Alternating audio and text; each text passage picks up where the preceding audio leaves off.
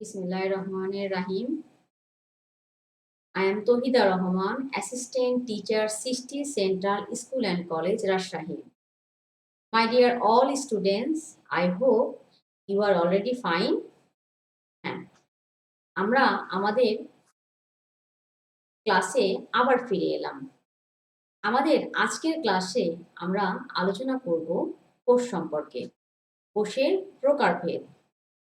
আরও আলোচনা করব উদ্ভিদ কোষ এবং প্রাণী কোষের মধ্যে আমরা কি পার্থক্য দেখতে পাই।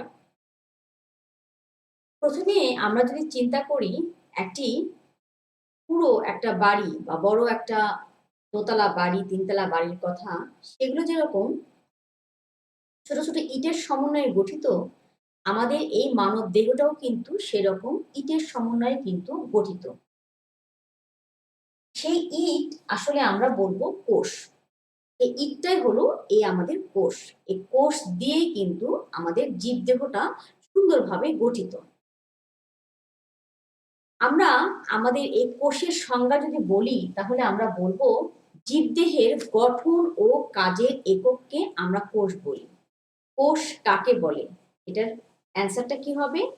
জীবদেহের গঠন ও কাজের একককে আমরা কোষ বলবো।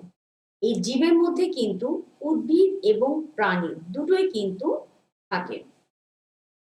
তোমাকে জানো কোষ সর্বপ্রথম কে আবিষ্কার করেছিল? নিশ্চয়ই তোমরা বলতে পারবে। ১৬৬৫ খ্রিস্টাব্দে রবার্ট হুক সর্বপ্রথম উনি কোষটা পর্যবেক্ষণ করেন। তবে উনি কিন্তু জীবিত কোষ পর্যবেক্ষণ করেননি। তিনি একটি বোতলের ছিপি বা আমরা বলি কর্ক, এটাকে মাইক্রোস্কোপে তার কিছু অংশ মাইক্রোস্কোপের নিচে দিয়ে তিনি পর্যবেক্ষণ করেছিলেন এবং তিনি যেটা পর্যবেক্ষণ করেছিলেন সেটা ছিল মৃত কোষ। অর্থাৎ তিনি দেখেছিলেন কোষের চারিদিকের কোষ প্রাচীরগুলোকে। উনি কিন্তু প্রোটোপ্লাজম সম্বলিত পরিপূর্ণ জীবিত কোষ তিনি কিন্তু পর্যবেক্ষণ করেননি। তিনি কোষটাকে পর্যবেক্ষণ করে বলেছিলেন মৌমাছির চাকের মতো একটি অংশ। মৌমাছির চাকের মতো কিছু অংশ তিনি পর্যবেক্ষণ করেছিলেন, যা ছিল এরকম অনেকটা। অর্থাৎ তিনি কেবলমাত্র কোষের এই জড় কোষ প্রাচীরগুলোই তিনি পর্যবেক্ষণ করেছিলেন।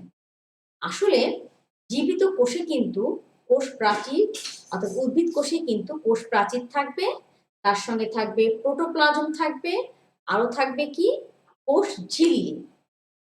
উনি কিন্তু কেবল কোষ প্রাচীরগুলোকেই দেখতে পেয়েছিলেন। এখন আমরা চলে আসি কোষের প্রকারভেদ সম্পর্কে। কোষে আসলে শ্রমবিনটা যেরকম রয়েছে শ্রম বন্টন, সেরকম রয়েছে কোষে কি? কোষের নিউক্লিয়াসের এই গঠনের উপর ভিত্তি করে নিউক্লিয়াসের গঠন অর্থাৎ একটা পরিপূর্ণ নিউক্লিয়াস গঠিত হতে যে যে অংশের প্রয়োজন হয়, এই অংশগুলো যখন অনুপস্থিত থাকে তখন কিন্তু সেই কোষ সেই নিউক্লিয়াস সমৃদ্ধ কোষটাকে আমরা কি বলবো? আদি কোষ। এই নিউক্লিয়াসের গঠনের উপর ভিত্তি করে আমরা কোষটাকে দুটো ভাগে ভাগ করতে পারি। একটা হলো কি বলতো?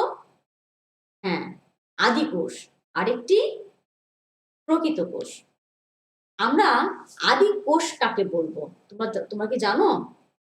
আদি কোষ কিন্তু আমরা এই কোষকে বলবো যেই কোষের নিউক্লিয়াসের কি আবরণীটা নেই। নিউক্লিয়াসের আবরণী যদি না থাকে তাহলে নিউক্লিয়াসের অবস্থানটা ঠিক কি হবে বলতো? ঠিক এরকম হবে না? এরকম একটা জিনিস হবে। অর্থাৎ এই আবরণীটা না থাকায় ভিতরের যে ক্রোমাটিন তন্তু সেগুলো কিন্তু উন্মুক্ত অবস্থায় কোষের মধ্যে অবস্থান করবে। তখন এই কোষটাকে আমরা কি বলবো? আদি কোষ। আদি কোষের উদাহরণ কি তোমরা কি জানো? হ্যাঁ, নিশ্চয়ই বলতে পারবে। হ্যাঁ, আদি কোষের উদাহরণ হলো ব্যাকটেরিয়া। ব্যাকটেরিয়া কোষে কিন্তু আমরা এরকম ক্রোমাটিন তন্তু এক জায়গায় বেশ জটলা হয়ে থাকতে দেখি। এখন আমরা চলে আসি প্রকৃত কোষের বেলায়। প্রকৃত কোষ তাহলে আমরা কাকে বলবো? তাহলে আদি কোষে যে অবস্থায় নিউক্লিয়াসটা আছে তার চাইতে যদি উন্নতভাবে আরেকটু ভালোভাবে নিউক্লিয়াসটা যদি থাকে কোনো কোষে, তাহলে কিন্তু সেই কোষটাকে আমরা কি বলবো? প্রকৃত কোষ। তবে কোনটা হবে প্রকৃত কোষ? হ্যাঁ, নিউক্লিয়াসে যে কয়টি অংশ রয়েছে অর্থাৎ নিউক্লিওলাস, ক্রোমাটিন তন্তু, নিউক্লিয়ার মেমব্রেন। আমি কি বললাম? নিউক্লিয়ার নিউ নিউক্লিওলাস, নিউক্লিয়ার মেমব্রেন, আর কি বলতো? নিউক্লিয়ার ক্রোমাটিন তন্তু বা নিউক্লিয়ার জালিকা বা ক্রোমাটিন তন্তু, নিউক্লিয়ার মেমব্রেন, নিউক্লিওলাস, ক্রোমাটিন তন্তু। এই কয়েকটি অংশ সুন্দরভাবে যদি থাকে কোনো কোষের নিউক্লিয়াসে, তখন কিন্তু সেই কোষটাকে আমরা কি বলবো? প্রকৃত কোষ। প্রকৃত কোষ কিন্তু আমরা বলতে পারি উচ্চ শ্রেণীর উদ্ভিদ কোষটা কিন্তু প্রকৃত কোষ। তারপর শৈবালের কোষ, ছত্রাকের কোষ, এগুলো কি আমরা কি বলতে পারি? এগুলো হলো প্রকৃত কোষের একটা উদাহরণ। ঠিক আছে, তাহলে তো আমরা জানতে পারলাম, তাই না? যে কোষ কাকে বলে, কোষের প্রকারভেদ সম্পর্কে আমরা জানলাম। এখন আমরা যেটা জানবো সেটা হলো একটি জটিল বা বড় কাজে অনেক লোক যদি নিয়োজিত থাকে, সেখানে কিন্তু শ্রমের বিন্যাস করে দেওয়া হয়, তাই না? বা শ্রম বন্টন করে দেওয়া হয় যে কে কোন কাজে নিয়োজিত থাকবে। এরকম কোষেরও কিন্তু শ্রম বিন্যাস বা শ্রম বন্টন কিন্তু থাকে। সব কোষই কিন্তু একই কাজ করে না, এক এক কোষ এক এক কাজে নিয়োজিত থাকে। তাহলে আমাদের এই কোষের যে শ্রম বিন্যাসটা রয়েছে সেটা আমরা কিন্তু একটু দেখে নিই। আসলে উদ্ভিদ বলো আর প্রাণী বলো, সকল ক্ষেত্রে কিন্তু কি হয়? শ্রমের বিন্যাস রয়েছে। আমরা উদ্ভিদ দেহের ক্ষেত্রে যদি চিন্তা করি, দেখতে পাবো উদ্ভিদের দেহ কিন্তু দুই ধরনের কোষ রয়েছে। আবার প্রাণী দেহ কিন্তু আমরা যদি হিসাব করি দুই ধরনের কোষ আমরা পাবো। আমরা উদ্ভিদের কথায় চলে আসি। উদ্ভিদ দেহে কোষটাকে আমরা দুই ভাগে ভাগ করছি কিসের উপর ভিত্তি করে? কাজের উপর ভিত্তি করে। এর আগে কিন্তু আমরা কোষটাকে ভাগ করলাম কিসের উপর ভিত্তি করে? নিউক্লিয়াসের গঠনের উপর ভিত্তি করে। এখন আমরা কিসের উপর ভাগ করব? কোষের কাজের উপর ভিত্তি করে আমরা কোষগুলোকে দুটো ভাগে ভাগ করব। একটা হলো দেহকোষ আর একটা হলো কি? জনন কোষ। দেহকোষটা কি? ধরো আমি আমাদের কথাই ধরি, আমাদের এখানে বা হাতের আঙুলে কোথাও কেটে গেল, কিছুদিন পর তুমি ওটাকে পরিষ্কার করে তুমি বেঁধে রাখলে, তারপর সেটা শুকিয়ে গেল, শুকানো যাওয়ার পর তোমার জিনিসটা পুরোপুরি কি হলো? রিকভারি করে গেল বা ভালো হয়ে গেল, তোমার ব্যথা লাগছে না, সবকিছু কমপ্লিট। ওই জায়গাটায় কিন্তু কি হয়? ক্ষত কি থাকে? ক্ষতটা কিন্তু পূরণ হয়ে যায়, তাই না? ওই কোষটা কিন্তু আমাদের দেহকোষ, তাই না? এটা আমাদের দেহকোষ। উদ্ভিদের ক্ষেত্রেও কিন্তু তাই। উদ্ভিদের তুমি একটি অংশে তুমি তোমার ধারালো চাকু দিয়ে তুমি যে আঘাত করো, ওই অংশটা ক্ষত হয়ে থাকে প্রথমে। তারপর কি হয়? ধীরে ধীরে কিন্তু ওই অংশটা কিন্তু মেরামত হয়ে যায় বা রিপেয়ার হয়ে যায়, তাই না? ওটা কেন হয়? কি জন্য হয়? ওটাও কিন্তু আসলে কি হয়? দেহকোষের জন্য হয়। দেহকোষ ওই ক্ষয়টা পূরণ করে দেয়। আর প্রজননের ক্ষেত্রে অর্থাৎ জনন কাজে যে কোষটা ব্যবহৃত হয় বা জনন কাজের জন্য যে কোষটা নিয়োজিত, সেটাকে আমরা কি বলি? এটাকে আমরা বলি জনন কোষ। তাহলে আমরা বুঝতে পারলাম আজকের ক্লাসে, তাই না?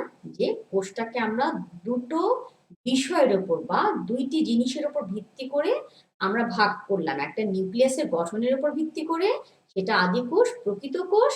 আর একটা ভাগ কি? কোষের কাজের ধরনের উপর ভিত্তি করে দুই ভাগে, একটা হলো দেহকোষ আর একটা হলো জনন কোষ। তাহলে তোমরা বুঝতে পারলে যে আমাদেরকে কখন কিভাবে কি প্রশ্ন আসলে আমরা কি অ্যান্সার করবো, তাই না? এখন আমরা চলে আসি একটু শুধুমাত্র কোষের গঠন, সেক্ষেত্রে কিন্তু উদ্ভিদ কোষ আর প্রাণী কোষের মধ্যে আমি পার্থক্যটা শুধু একটু বলবো।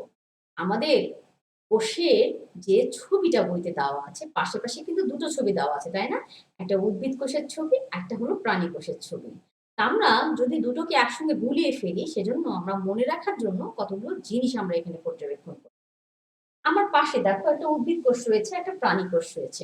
উদ্ভিদ কোষে কিন্তু আমরা যখনই আমরা চোখটা উদ্ভিদ কোষের দিকে যাবে, প্রথমেই কিন্তু আমার নজর আসবে কোথায়? কোষের গহ্বরের দিকে। কোষের ভিতরে যদি এরকম একটা গহ্বর দেখো, কোনো দিকে না তাকিয়ে আমরা বলে দিব যেটা উদ্ভিদ কোষ। কারণ কেবলমাত্র উদ্ভিদ কোষে আমরা এরকম বড় গহ্বর দেখতে পাই। আর প্রাণী কোষে কিন্তু গহ্বর সাধারণত থাকে না, যদিও থাকে তখন কিন্তু গহ্বরগুলো খুব ছোট আকৃতির, যেটা আমাদেরকে খুব ভালোভাবে লক্ষ্য করলে আমরা বুঝতে পারবো। তাহলে উদ্ভিদ কোষ আর প্রাণী কোষের মধ্যে কিন্তু অটোমেটিক্যালি একটা পার্থক্য কিন্তু আমরা পেয়ে গেলাম। প্রথমে চোখ দিতেই পেয়ে গেলাম কি গহ্বর, কিন্তু গহ্বরের কথায় আমরা কিন্তু পরে আসবো। প্রথমেই যে জিনিসটা আমরা লিখবো সেটা হলো কি বলতো? হ্যাঁ, কোষ প্রাচীর। উদ্ভিদ কোষে সেলুলোজ নির্মিত জড় কোষ প্রাচীর দেখা যায়। হ্যাঁ, উদ্ভিদ কোষে সেলুলোজ নির্মিত জড় কোষ প্রাচীর দেখা যায়। আর এটা হলো কোষ প্রাচীর। এটা কি? এটা হলো কোষ প্রাচীর। আর ভিতরে যেটা রয়েছে সেটা কিন্তু কোষ ঝিল্লি, বা ভিতরেরটা কি? কোষ ঝিল্লি, প্লাজমা মেমব্রেন বা কোষ আবরণী, তিনটে নামে আমরা একে বলতে পারি। তাহলে আমরা কিন্তু বলতে পারছি উদ্ভিদ কোষের আরেকটি বাড়তি অংশ কি? কোষ প্রাচীর। কি নির্মিত? সেলুলোজ নির্মিত কোষ প্রাচীর। প্রাণী কোষে কিন্তু এটা কিন্তু একেবারে অনুপস্থিত। প্রাণী কোষে যেটা রয়েছে সেটা কিন্তু উদ্ভিদ কোষেও রয়েছে। কি? কোষ ঝিল্লি উদ্ভিদ কোষেও থাকে, প্রাণী কোষেও থাকে, কিন্তু কোষ প্রাচীর কিন্তু কেবলমাত্র উদ্ভিদ কোষে থাকে। এবং উদ্ভিদ কোষে কিন্তু আমরা বড় কোষ গহ্বর দেখলাম, তারপর কোষ প্রাচীর আমরা দেখতে পেলাম। আরেকটা জিনিস তোমার লক্ষ্য করো, বড় গহ্বর থাকার কারণে নিউক্লিয়াসটা কিন্তু একটু পার্শ্বে অবস্থিত, তাই না? হ্যাঁ, প্রাণী কোষে কিন্তু নিউক্লিয়াসটা একদম সেন্ট্রাল পয়েন্টে, তাই না? যে নিউক্লিয়াসটাকে আমরা একদম মাঝখানে দেখতে পাই, কারণ এখানে কোনো বড় কোষ গহ্বর থাকে না। তাহলে আমরা কিন্তু ওর খুব সহজেই তিনটি চারটি পার্থক্য আমরা কিন্তু লিখতে পারবো। আমরা আজকে তিনটি পার্থক্য কিন্তু শিখলাম উদ্ভিদ কোষ আর প্রাণী কোষের মধ্যে। আরেকটু অঙ্গাণু কিন্তু থাকে আমাদের এই প্রাণী কোষে, যেটা আমাদের উদ্ভিদ কোষে থাকে না। সেন্ট্রিওল বা সেন্ট্রোজোম, যেটা আমাদের প্রাণী কোষে থাকবে কিন্তু উদ্ভিদ কোষে কিন্তু সেটা কিন্তু কখনোই থাকবে না। আরেকটা কি বললাম? সেন্ট্রিওল বা সেন্ট্রোজোম। সেন্ট্রিওল সেন্ট্রিওল বা সেন্ট্রোজোম, এই যে অংশটা, এটা কোষ বিভাজনে গুরুত্বপূর্ণ ভূমিকা পালন করে। এটা শুধুমাত্র প্রাণী কোষে থাকে, এখানে উদ্ভিদ কোষে কিন্তু এটা থাকে না। এটাও কিন্তু একটা পার্থক্য হয়ে গেল। তাহলে পার্থক্য সাধারণত আমাদের 2 মার্কের এসে থাকে, আমরা কিন্তু অলরেডি 4টা পার্থক্য শিখে গেলাম, তাই না? আচ্ছা, তাহলে আমরা বুঝতে পারলাম যে আজকের ক্লাসে আমাদেরকে পরীক্ষার জন্য ঠিক কি কি গুরুত্বপূর্ণ জিনিসগুলো আমাদের মাথায় রাখতে হবে। করতে হবে কোষ কাকে বলে, আরো জানতে হবে কোষের প্রকারভেদ। আর আমরা কি শিখে নিলাম এখানে? উদ্ভিদ কোষ আর প্রাণী কোষের মধ্যে 4টি গুরুত্বপূর্ণ পার্থক্য। তাহলে তোমরা খুব সহজে খুব সুন্দরভাবে নিশ্চয়ই এই জিনিসগুলো করে আরো ভালোভাবে রপ্ত করতে পারবে। তারপরেও যদি সমস্যা হয়, আমাদের লাইভ ক্লাস তো আছে, আমরা সেখানে গিয়ে সমস্যাগুলো সমাধান করে নিব। আমাদের হোমওয়ার্ক যেটা থাকবে সেটা হলো উদ্ভিদ কোষ এবং প্রাণী কোষের মধ্যে পার্থক্য লিখো। আমি আবার বলছি, উদ্ভিদ কোষ ও প্রাণী কোষের মধ্যে পার্থক্য লিখো। ঠিক আছে? তাহলে সবাই সুস্থ থাকো, সবাই ভালো থাকো। আবার দেখা হবে। আল্লাহ হাফেজ।